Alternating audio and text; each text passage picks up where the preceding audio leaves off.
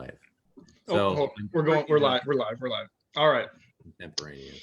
Give the viewers a few minutes to tune in here. People will be getting the live notification on Facebook. All right, looks like we've got a couple. Ladies and gentlemen, thank you so much for joining us tonight. Another stream hosted by Alpha News. My name is Kyle Hooten. Tonight I'm joined by Branden Peterson and Eric Levine. Mr. Peterson is a former Republican state representative and state senator, husband, and a father of four. Mr. Levine is a New York attorney and a former prosecutor for the Treasury Department. He is also a Republican fundraiser with an emphasis on the U.S. Senate. Thank you for joining us, gentlemen. And tonight we're going to be discussing populism and the Republican Party. It's absolutely no secret that the direction of the GOP has been left up to question lately as battle lines are being drawn and apparent rifts are emerging. And Mr. Peterson and Mr. Levine are going to help us understand the divisions and share their perspectives on what should come next. Gentlemen, thanks so much for being here. Pleasure. Thank you, Kyle. Thanks for having me back. Absolutely. Mr. Peterson, we'll start with you. What are your current thoughts on the state of the Republican Party? Where would you like to see things head next? And what's standing out to you in the current landscape? Well, there's a lot there to bite off. I mean, I think the current state of the party, as we've seen from Washington Republicans, as well as the grassroots, is a sort of disconnect between the folks who proclaim themselves the leaders or are the leaders in legislative bodies, and the people who have largely the 74 million plus people who voted in the last election. I think that to a great extent, and as we witnessed with the Liz Cheney vote, for example, in the last couple of weeks, is that there are many who have apprehensions about a more working class populist nationalist party and maybe more a party of the Mitt Romney, John McCain, George W. Bush-esque style. And that needs to be sorted out before 2024 in particular. I think the energy, frankly, based on the tens of thousands of people who showed up at every rally across the country for Donald Trump, and for Donald Trump as the most popular Republican in the history of this country, is on that side. And that's not to say Donald Trump wasn't unflappable or perfect in every way for the movement, but I think that to turn our back and sort of pretend as if we're going to go back to the way things were pre-Trump, I think is naive, and I think it's actually suicidal for the Republican Party. And I think we need to find a way to bring everybody into the fold so that we can be a governing coalition into the future. Absolutely. For viewers who are just tuning in, we're discussing populism and the future of the Republican Party with Branden Peterson and Eric Levine. Mr. Levine, I understand you have a different take on matters. What say you? So I think we all know what populism is and why populism grows. It grows when people feel alienated, disenfranchised, forgotten, and ignored. And we can see, and I think that's going to grow exponentially over the next 4 years with the Biden agenda of unity, which is basically unifying the Bernie Sanders Marxist wing of the party with the woke wing of the party, completely abandoning the center and just kicking working class Americans to the curb. I mean, the Keystone Pipeline is a perfect example how callously he just closed the pipeline, put people out of work who worked on the pipeline, shut down hotels that housed people who worked on the pipeline, threw cooks and maids out of work who worked at the hotels, threw teachers out of work who were educating children whose parents worked in those areas. And there are those ecosystems all around the country. You can see them in New Mexico, North Dakota, South Dakota, all the way down to the Gulf states. So the populism is going to grow, and the Democrats have completely abandoned the center. The question is, can the Republicans reclaim it, and with the populist wing of the party? Now, it's important to keep in mind there is a difference between populism and Trumpism. Populism, when people become alienated, they want to know, what are you going to do for me? How can you help me? I need a job. I need the Keystone Pipeline open. And so what we need to do is to come up with policies that bring the mainstream Republicans, the George W. Bush wing, the Mitch McConnell wing, the Liz Cheney wing, perfect example, energy independence, which we all want. It's good for national security. It's good for low oil prices. It punishes the Russians. It punishes the Iranians, and it gives jobs to the peoples in those ecosystems I was just talking about. So you have to talk to them about policies, things that are going to make their lives better. Trumpism is different. Trumpism is policy free. The only policy that matters is, do you love me? And if you love me, you can believe and say and do anything you want. We need the populist wing, but we don't need the Trump wing. Because when you have the Trump wing, that's when you get the Marjorie Taylor Greens, wingnuts who say the craziest, bigoted, anti-Semitic, insane things, become part of the party because they endorse Donald Trump. That's all that matters. Matt Gaetz flies into Wyoming to undermine Liz Cheney.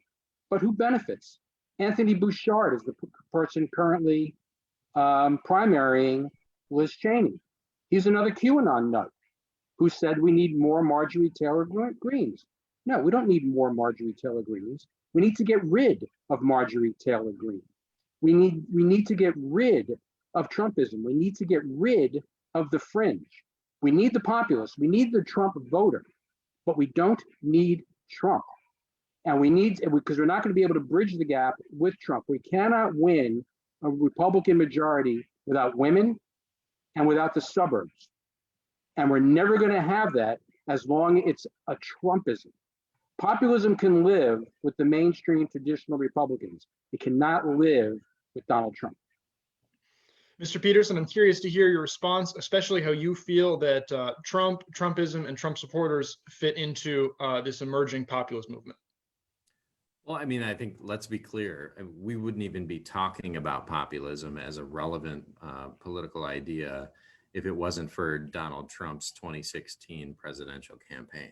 I mean, the establishment Republicans, Beltway Republicans, legacy Republicans, whatever you want to call them, wouldn't even acknowledge populist Republicans, populist Republican voters if it wasn't for Trump. So to say we're going to do it without Trump, that's fine. And actually, to be honest with you, I think Trump lost in 2020 largely because he didn't live up to all of the promises of his 2016 campaign, which was a national populist campaign. I think had he done so, I think we would be in a better place.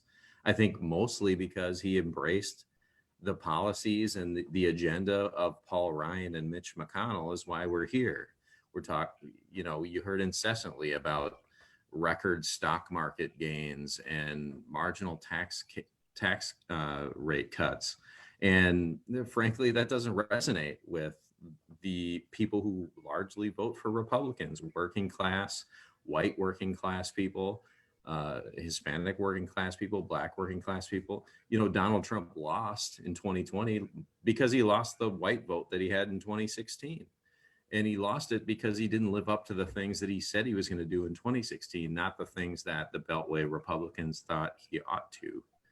I think it's easy to say that, Marjorie Taylor Greene or whatever, some backbench congresswoman is the reason why we have problems in the Republican Party. But frankly, she's a result of the fact that most of the regular people who do the majority of working and living and dying in this country are the people who supported Marjorie Taylor Greene because frankly, they didn't feel like the people who were in DC supported them, and there is no going back to the old times. The people that support the Republican Party are people who believe in Trump's 2016 campaign. And Trump's 2016 campaign should be a model for how we move forward in the future. Donald Trump as a cult of personality may or may not be a factor going forward. But the things that he brought to the fore, the reason we're even having this discussion is because of him. And the party needs to adjust itself. Otherwise, it's doomed to failure.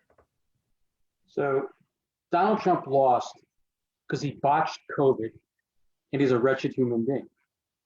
On November 3rd, Republicans did extraordinarily well down ballot. We picked up a governorship. We picked up state legislatures. We did amazingly well in the House. We didn't lose a single seat. We picked up seats. The House majority for Democrats is historically thin. What happened was people voted for the policies. This just makes my point, I believe. They voted for the policies, but they rejected the spokesperson because character matters. And the American voter rejected Trump's character. And we saw that again in Georgia in January, when Donald Trump made the election only about himself. Policies became irrelevant. If Kelly Loeffler was left freely to run against Raphael Warnock, who preached Marxism, anti-Semitism, and bigotry from his pulpit, she would have won. But Trump made it all about him and all about a stolen election, which was a lie. And people knew it was a lie. So he put himself on the ballot and he made sure that the anti-Trump vote showed up.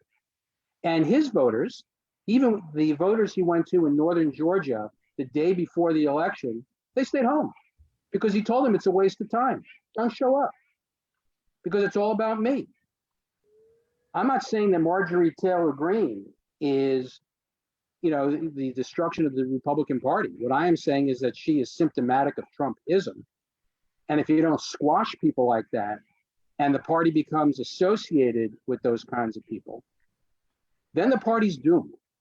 Because I don't care, because the person who works out in who's building the pipelines, they don't want to know that Jews are shooting laser beams from the sky or that 9/11 didn't happen. They want to know if they're going to get a job. And that's something that we can all agree on. The Democrats are crushing those jobs. You're 100% right. Donald Trump tapped into the lost and alienated man and woman. He did that quite effectively. That was part of his political genius. But that quickly morphed into, what can you do for me? It's all about me. It became policy free. And what were Trump's greatest achievements? The tax cuts, which benefited everyone. That was a Paul Ryan plan. Judges, that conservative judges, constitutionalist judges. That was the Federalists. They had that all lined up. And who shepherded all those through? Mitch McConnell. Donald Trump was most successful when he shepherded through the Republican agenda. That's when the Keystone Pipeline was built. That's when we started confronting China. That's when we started confronting Iran and got out of the Iran deal. That's when we started cutting taxes and deregulation and putting unemployment at record lows for not just white men, but for everybody, for minorities, for blacks, for Hispanics. What did it do? Why did we get more Hispanic votes? Because we were all in favor of entrepreneurship and innovation. And people who used to live in Cuba and Venezuela and Colombia, they know what it's like to live in Marxist socialist regimes. They voted for Donald. They voted, came out in numbers and voted for us in 2020 because we spoke to them in issues that mattered. School choice for minorities. These are the issues that mattered. What Donald Trump did was he made it all about himself. And the more he made it about himself, the more destructive he became. That's why he lost. And this is why it's actually quite hopeful that we can win in the future if we speak to issues that help the typical mainstream Republicans, as you would describe it, and the populists. There are issues there for us to grab and bring back women and bring back the suburbs. We can't win without those groups. Mr. Peterson, your response? Well, I mean, there's a lot there to bite off, but I mean, the first thing is that to say that again, we wouldn't. It's really important to point out that we wouldn't even be having a discussion centered around working class people if it wasn't for Donald Trump's candidacy in 2016. We would be having a discussion about marginal tax rates and historic highs in the stock market, so on and so forth. So, I'm glad, I guess, that there are establishment-oriented folks who want to adopt sort of populist ideas, but that never was the case prior to Donald Trump. And whether or not Donald Trump is, you can't simultaneously credit, House gains that were totally unexpected and blame at the same time for a Senate loss. There are things that happened in the meantime between Donald Trump's loss and the Senate runoff, Georgia Senate runoff elections, namely the COVID relief bill that Donald Trump promoted, for example, prior to his general election. And, nobody will know for sure whether or not that would have made a difference or what was going on there. But I mean, the fact of the matter is that we're also having a discussion, and not to take too much of a side note, but we're also having a discussion nationally, at least on our side, about finally reining in election law and finally taking a look at all these things that we've let go for the last 10 years that swung every single one of these critical states. And that was a result of frankly, the president who called these things out. Now, we were all castigated as treasonous, terrorists for the last month until Time magazine put out an article a few days ago talking about how, in fact, there is an elite cabal that transcended corporatism, academia, et cetera, the corporate world, et cetera, to actually do exactly what we all thought was happening. That's not to say that there were votes that were miscounted or fraudulent, but that is to say that this country largely is being controlled by a group of people who, frankly, don't identify with the people that you meet in most of the towns and at your workplace, the regular people in this country, and that's a real issue. Absolutely.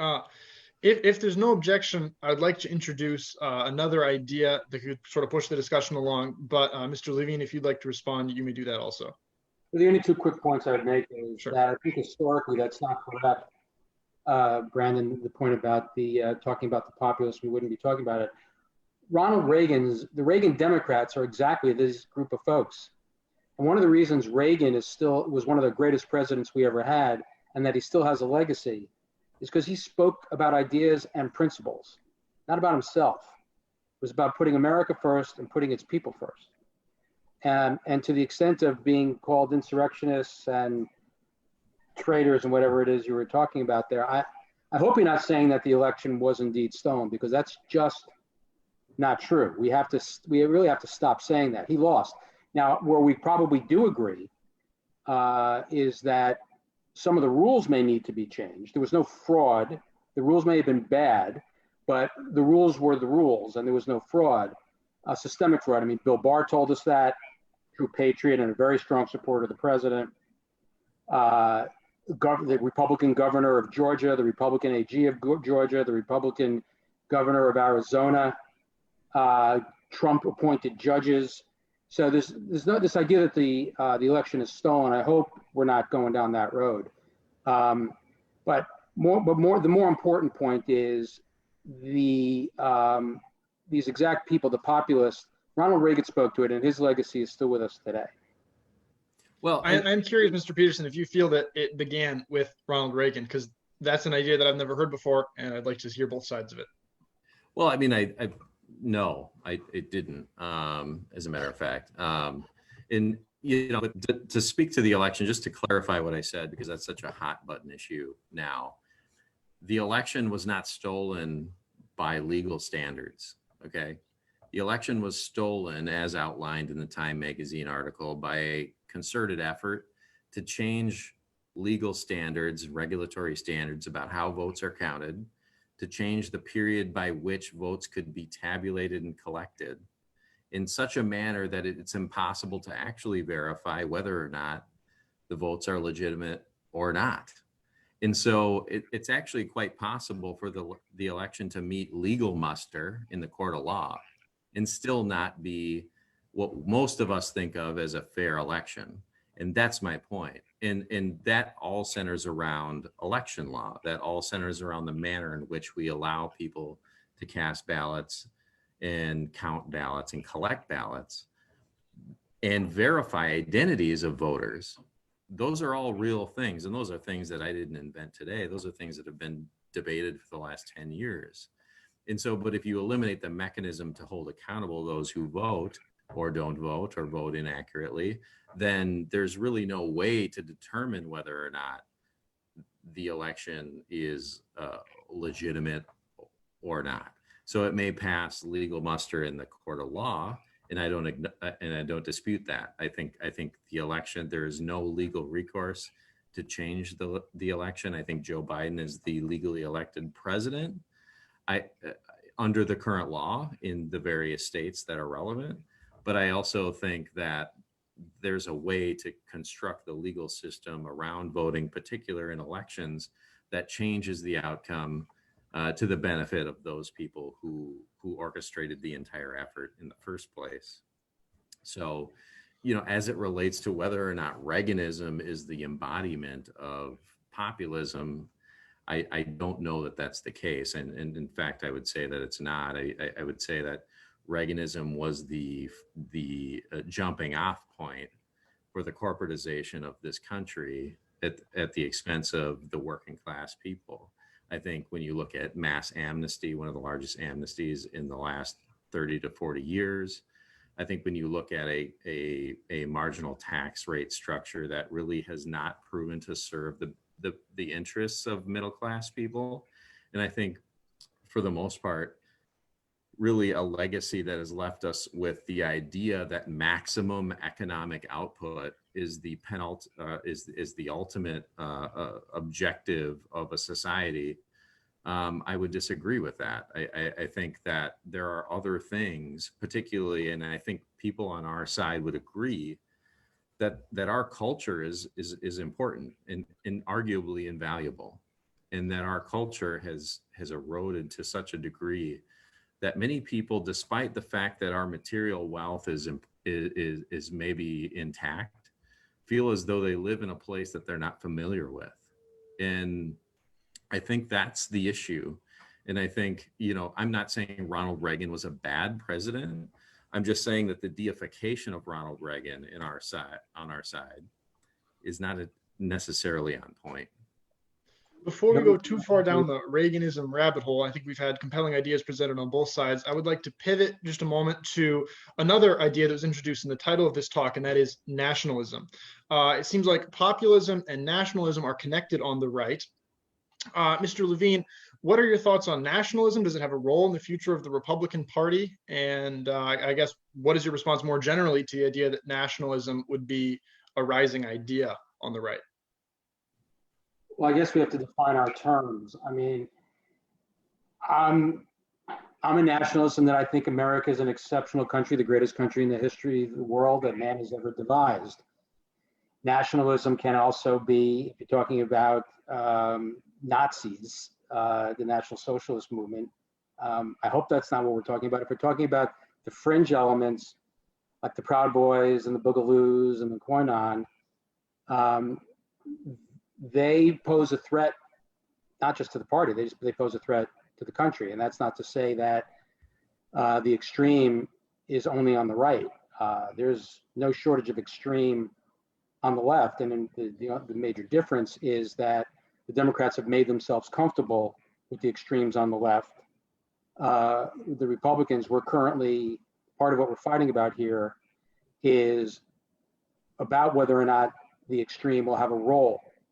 And my argument is that they should not. Do you connect, sorry to interrupt you, but do you connect a nationalism with the extreme? Again, it depends how you're defining nationalism. I would consider myself a nationalist, but I think the way it's often associated is Nazis are a nationalist movement, can be a nationalist movement. By any definition, they're extreme. And by any definition, they need to be rejected without question, no equivocation. That was part of the problem, actually, with Donald Trump. I don't think Donald Trump was a racist at all. I thought those allegations were unfair. However, when it was easy for him to reject the Proud Boys or QAnon, it always seemed so difficult for him to do it. with the Proud Boys at one of the debates, stand back, stand ready. When he was asked about QAnons, I don't know much about them, but they like me, so I like them. Those kinds of things matter, and we need to speak with real clarity that they have no role in our party, and those are people that they are seditious. They do undermine our way of life. They undermine the way of life of all Americans. And part of the problem with what's happening with the Democratic Party is they have embraced the radical left. You see these riots in Minneapolis, you see them in Portland, you see them Antifa today in Washington, D.C., in Seattle. Do the Democrats mention it? They don't even talk about it. Joe Biden went through an entire nomination process without criticizing the Black Lives Matter the violent wing of the Black Lives Matter movement, or Antifa, or any of the riots on a federal courthouse in Portland. That's just highly irresponsible. Governors across the country, blue governors, blue mayors, remained silent while their cities were looted and people were killed and police were assaulted. That kind of extremism has no place either. So, but part of the problem then becomes the press, who put their finger on the scales, who have a vested interest in this, who are openly left. I mean, when I was growing up, we used to watch Eric Sevareid and Walter Cronkite and David Brinkley and Chet Huntley. I had no idea who these guys voted for. They would just tell us what the news was. I could tell you who every single person on CNN votes for. Every single person on MSNBC, ABC, CBS, every single one of them, even on Fox. I could tell you who all these people vote for. There may be one or two exceptions, but they are truly the exception. And when the press not only takes a side, but starts advocating for censorship, we are in a very dangerous place. That is truly embracing the radical left, because that's the language of Mao and Stalin. Re-education camps, truth police, New York Times reality czar. What are these things? These are craziness. So what I'm trying to do is to make sure the Republican Party rejects our frame while the Democrats have embraced theirs. And because we can't point it out unless we reject ours. Absolutely. Thank you very much. Mr. Peterson, what are your thoughts on nationalism and its place in the growing populist movement on the right? Well, I mean, I think nationalism, put very simply, is simply the belief that a nation exists for the benefit of its own people. Point blank, period. Everybody should believe that. I think at least 60-70% of this country anyway, the right and center believes that. And it's a non-controversial item. The problem is, with all due respect, and I don't think Eric necessarily means this or even believes this, but what we do is we prostrate ourselves before the leftist intelligentsia in their narrative. You notice how a conversation about nationalism, simply talking about what's in the best interest of us and our people, is a conversation that suddenly starts talking about Nazis. Like, how is that? I don't know how that connection is made. We're talking about extremist elements and so on and so forth. And those are all things that have been proffered and published and put out there by the establishment media and the folks who don't want us, frankly, to look out for our interest, who have a problem with my basic statement, which is that a nation exists for the benefit of its own people. If not for that, then why does it exist at all? And that's a very simple statement. And we need to not only reject the premise that it has anything to do with extremism, we have to also sort of move ourselves away from that, because there's people obviously on our own side who seem to have accepted the narrative that has been given to us by people who don't like us, who don't want us around, and who would relegate us to second-class citizen status the moment they had the power to do so. We have to move away from that entire narrative and reject it outright, because what we believe is very simple. We believe that this place should exist to benefit the people of this country, point blank, period. I'm not sure who us is. I always find it a little troubling because when there's an us, there's a them.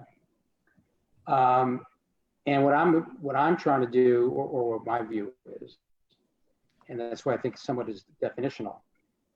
We have to know what we're talking about when we're talking about nationalism, because nationalist movements historically can be extraordinarily dangerous. The most extreme example, of course, was Nazi Germany.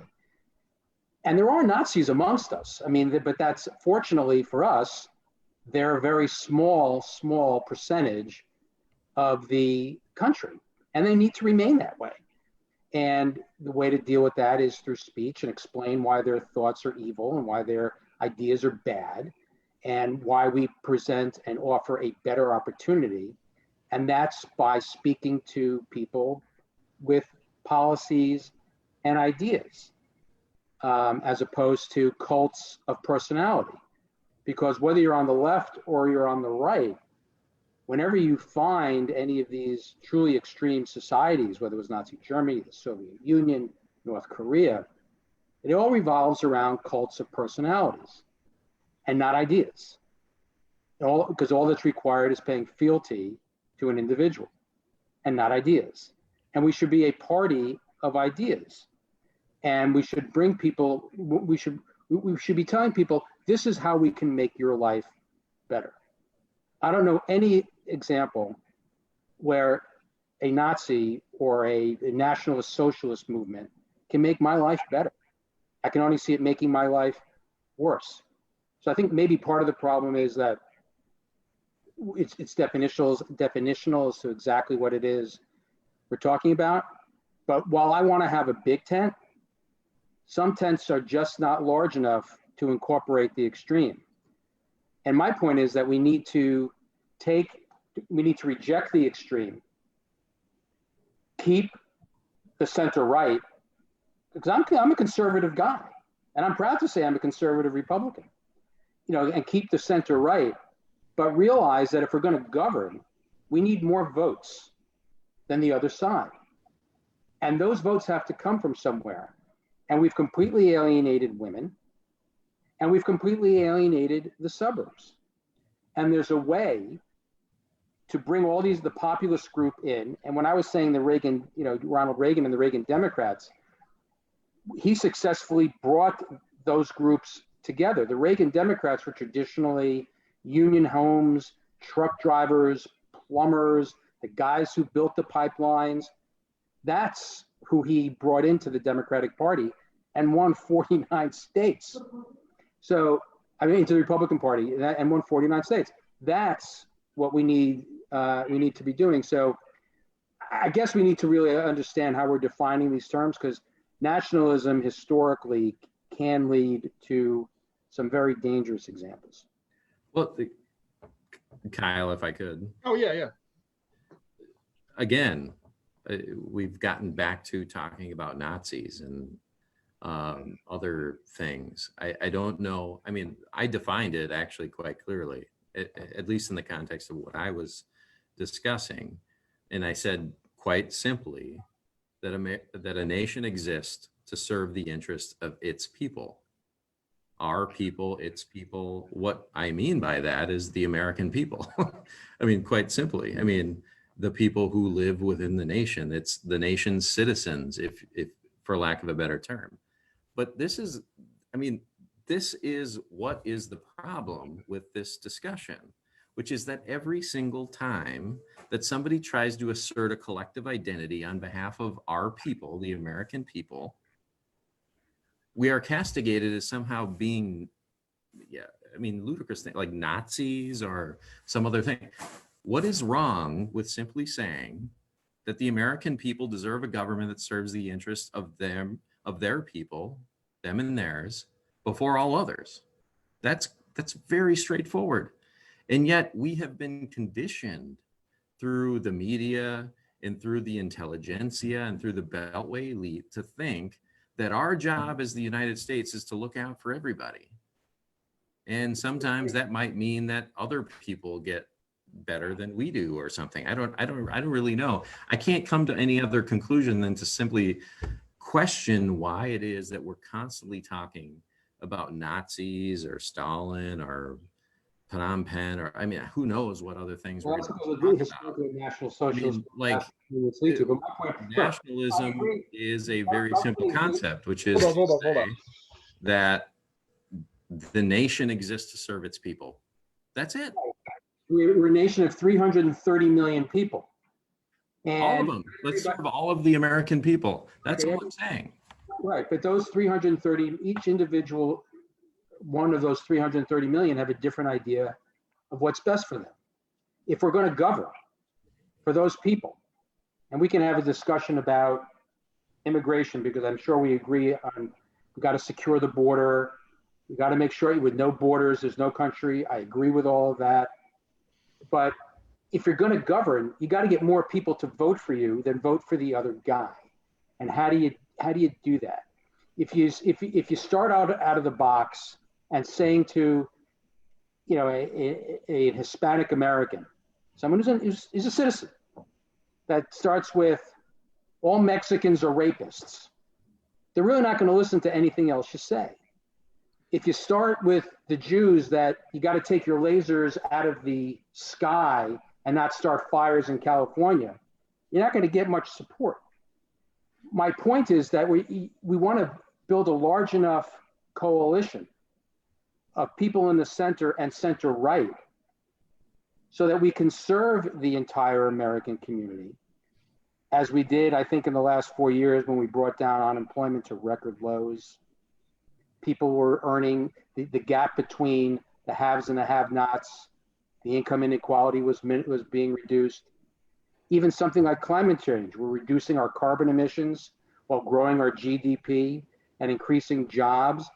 How? Through fracking. Who benefits from the fracking? The people who were working there, the drillers. These are the exact same people, again, who have been kicked to the curb. We need to be able to tell these people, our fellow citizens, we have a better way. And we need to tell as many of those people as possible. We don't want to be giving up the center and women and the suburbs just so we can hold on to the fringe right. I think that's self-defeating. Well, I didn't say any of those things. I mean, I'm not trying to bifurcate or trifurcate or quadrifurcate or whatever the different kinds of people. I simply said, and it should be something that we all agree with, which is that a nation exists to serve its people. Its people does not define a race. It does not define a certain class. It simply says those that are Americans ought to be served first by its government. It is the fiduciary responsibility of its government to serve them first. That's it. And why shouldn't it be? I mean, why shouldn't it be? It has nothing to do with extremism, Nazism, Mexicans or blacks or whatever. We're not trying to. It's a simple statement, which is to say this nation exists to serve its people.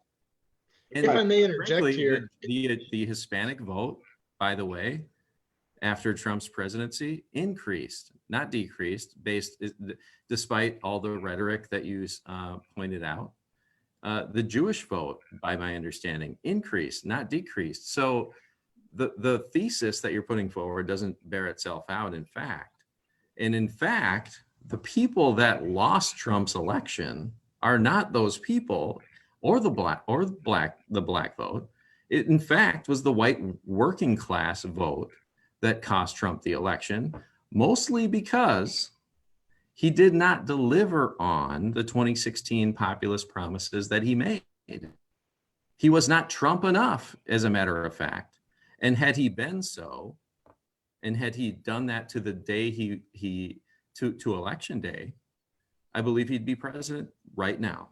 if I may interject here, it seems we've reached a bit of an impasse. Again, excellent ideas on both sides. If there's no objection, just being mindful of our time, I'd like to introduce one final idea for discussion, then maybe move to a few viewer questions and wrap it up, if that's okay with everybody. Yep. Awesome. So you don't have to be a PhD political scholar nowadays to look at the world and see that there's populism on both sides. I mean, I think we saw it really first in a real way with Occupy Wall Street on the left. But I mean, gosh, look at financial news recently. Reddit started a populist financial movement, and we've got populist Trump. We have left-wing populists. How should the right, conservatives, Republicans, the GOP, however you want to define them, seize on this to avoid losing these young populist masses to left-wing populism? I guess we'll start with who started last time. We'll start. I guess Branden started last time. Okay. Well, I mean, there's some things that just can't be bridged. I mean, what was interesting in the 2016 New Hampshire primary, in New Hampshire, you're able to vote in whichever party you want. Either if you're Republican, you can vote in the Democrat. If you're Democrat, you can vote in the Republican.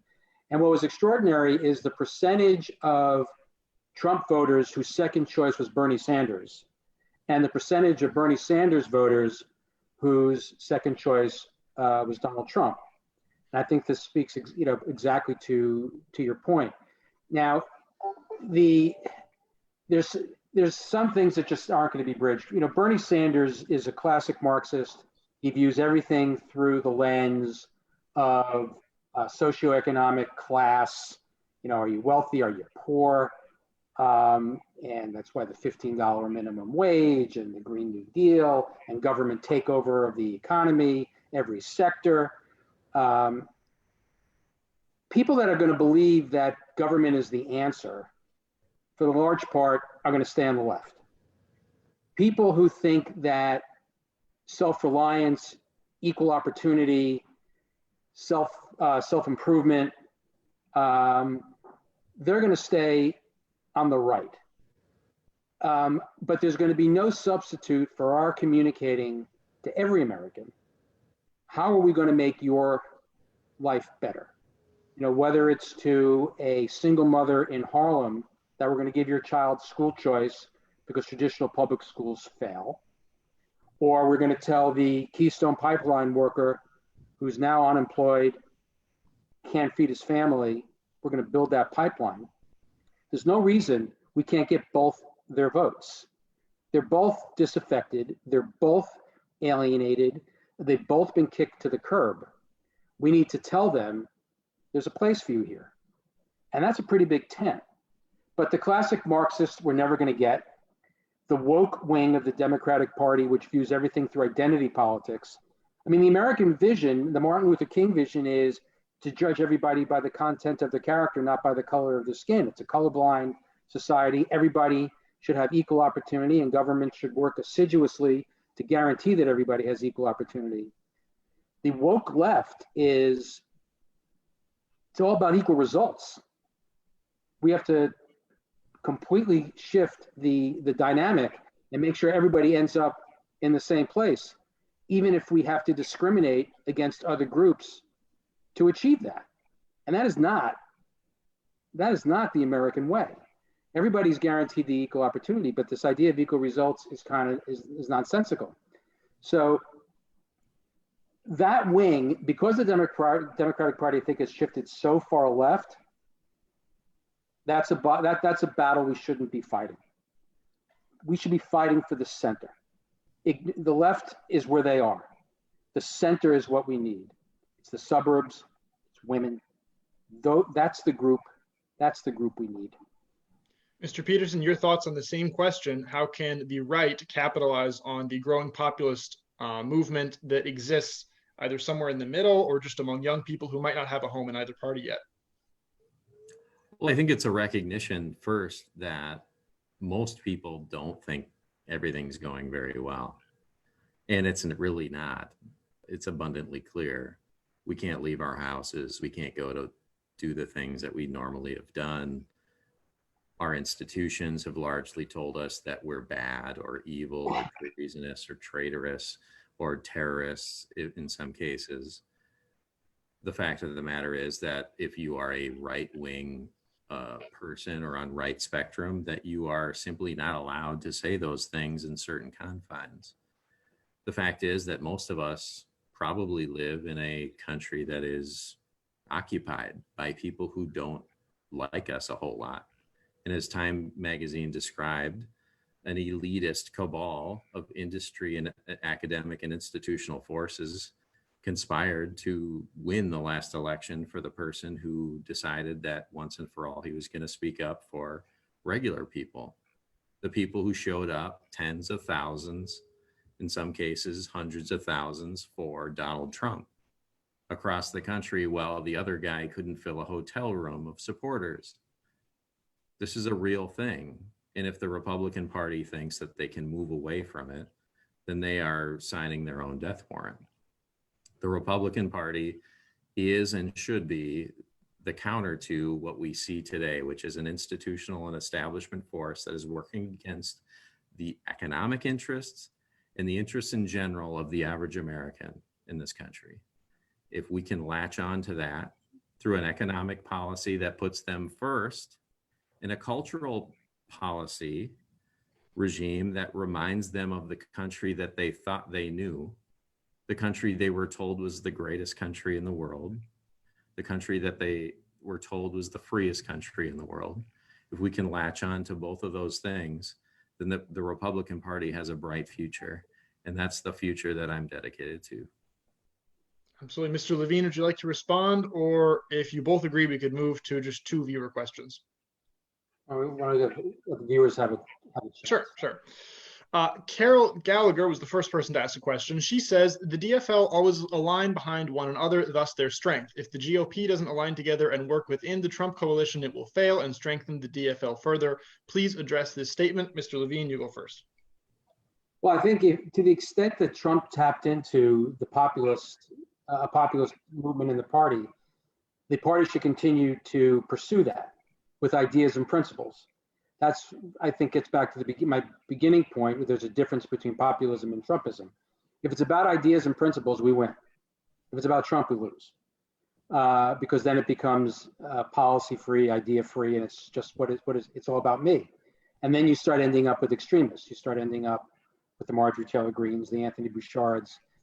It becomes self-defeating.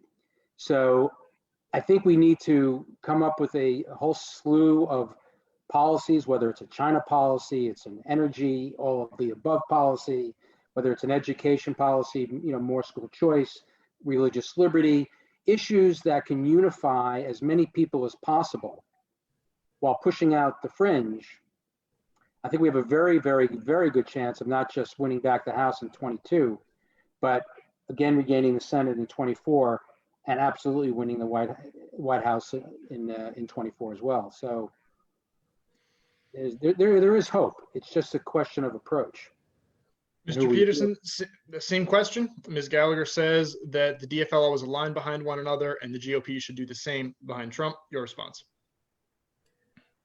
Well, I think the DFL and Democrats do an extremely good job of making sure that they take care of their own. I mean, AOC couldn't be compelled so much as to disavow the Antifa riots that happened, all summer long. And that is one of their strengths, because most of all, Democrats understand that the ends justify the means, and they will employ any tactic and use any principle despite hypocrisy or double standard in order to accomplish their ends. There's something to be learned from that. And that's not to say that we sell out our principles or our integrity, but there is a measure of resolve that frankly we ought to appreciate from the left.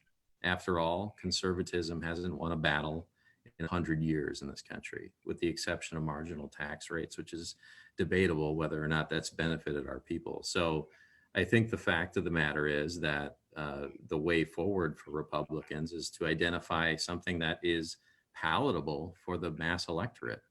And frankly, in the near term, what we need to decide is whether we need to have a sort of internal struggle to define the things that we really care about, because after all, ideas matter, values matter, and the things that make people's lives better matter. And whether or not we have a Republican president in 2024 is largely dependent on whether we have a person who's worthy of that job. And that starts with the work of deciding what we want that person to look like and what we want that person to embody. When I say look like, I simply mean their set of policy programs, so on and so forth. So I think that's the key. I mean, electing somebody who's simply going to undermine all of the things we care about isn't necessarily progress, and in fact might even be subversive to the things that we ultimately want to achieve. Absolutely. Well, gentlemen, we're kind I'm sorry, Todd, can I just make one more of sure. point? Yeah. So Barack Obama was the opposite side of the same coin as Donald Trump. He was also a cult of personality. And if you look at over his 8 years, the Democrats were completely wiped out. There was a cult of him, but he couldn't get anybody else elected. His ideas stunk, but they loved him. They lost over 1,500 seats going from schoolhouses to state legislatures, to governorships, to the House, to the Senate. Democrats were completely wiped out. So yes, they clearly rallied around Barack Obama, and there was no amount of failure that they did not praise and did not think was the greatest thing ever. And that includes the media. And it was quite grotesque, and I agree with that 100%. But there was a price that Democrats paid for that rallying around. And in fact, Barack Obama gave us Donald Trump. And the only other point I would make is to your observation that we haven't had a conservative victory in over 100 years or whatever. I think that Ronald Reagan is rolling over in his grave. So That actually leads me in very perfectly to my last and final question, just being mindful of our time here and wanting to wrap up and let our viewers get on with their evenings. And that is, who do you think might be the future of the Republican Party? Mr. Peterson, we'll start with you. Who do you think might be a future leader or a figurehead or a president? And do you think it's possible to recapture the White House? I do. I do. I think we have time to recapture the White House. I think we have time to become the party that I described over the last 40 minutes. I think, well, I mean, I think, look, let's not be unrealistic. Donald Trump is the #1 front runner for 2024 by every public opinion poll that has been taken since the election. So the Donald Trump question is one that has to be settled. And it's actually the reason why the Democrats want to impeach Trump, even though he's not the president, is because they don't want Donald Trump to run again. That's the entire reason why this whole thing is happening. Absent Donald Trump, and as I said, Donald Trump isn't necessarily required, but I think we're looking at, right now, Josh Hawley, which again, it's no coincidence that Josh Hawley is being, there's this faux, AstroTurf campaign to get Josh Hawley expelled from the Senate. I mean, they understand the targets that they need to go after, and they understand the people who have popular resonance. I think Ron DeSantis, frankly, for me, is the #1 candidate if it's not Donald Trump. And again, I like some elements of Ron DeSantis that, frankly, I like more than Donald Trump. So, I mean, what he's done under the COVID policy regime, what he's done to speak, frankly, truth to institutional power in his time in office is something that lends a lot of confidence to me that he could be the guy that we can actually run a popular campaign around. I think it's too early to tell, quite frankly, as both of you know, even a year is an eternity in politics, and someone could emerge, someone could disqualify themselves in the meantime. But those are the 3 people that I'm thinking about as probably the top 3 contenders for the 24 nomination. Well, interesting enough, we agree on Ron DeSantis. I think Ron DeSantis has been a spectacular governor. And I think he's been a spectacular governor because he has spoken, as you say, truth to power, but he's also embraced policies and ideas that have benefited the citizens of Florida, from school choice to truly listening to the science and how he dealt with COVID, keeping taxes low, keeping regulations low, keeping unemployment low. So I think Ron DeSantis in many ways, makes my point, and perhaps that bridges a gap between you and me. I think he's terrific. I think someone like Josh Hawley is too narrow in his appeal. I would think more of, Tom Cotton, Nikki Haley, Mike Pompeo. I mean, Nikki Haley would make the entire existence of the Democratic Party irrelevant. There'd be no reason for them to exist. Same with Republicans. A woman of color, a child of immigrants, a successful, powerful woman. What more can they ask for? So we have to find someone who has a broad appeal. I don't see Josh Hawley having that appeal. He's intellectual. He's a very smart guy. I think he made a tactical error in how he dealt with the election, but that's something else. But Ron DeSantis is a perfect example of someone that I would hold up as espousing conservative values, but telling people, this is how I'm going to make your life better. Not that I love Donald Trump. That's all there is. Absolutely. Mr. Peterson, we'll hear your response because I think you want to say something about Nikki Haley. Well, I mean, I think, you know, when Eric said, what more could they want? Nothing. In fact, they'd have the candidate that essentially was Hillary Clinton, you know, on policy. So, I mean, I don't know that Nikki Haley would be an absolute disaster as a national candidate and would lose at least 20% of the Republican vote. But I'm glad that we agree on DeSantis, and I'll take that. I think that's important. And, you know, I'll leave, you know, we got time to convince you on Senator Hawley. Well, it seems that throughout tonight, we've definitely seen some places where there's some light between your opinions and some other places where there's a remarkable amount of unity. I think it's safe to say that we're all conservative here, and it's very important that we keep having these conversations and flushing out our predictions for the future and trying to determine where the party will go next. So I really appreciate you guys taking the time to have this conversation, and I appreciate our viewers for tuning in. Gentlemen, it's been excellent. Thanks so much for coming on, and we'll see you all next time. Thank you.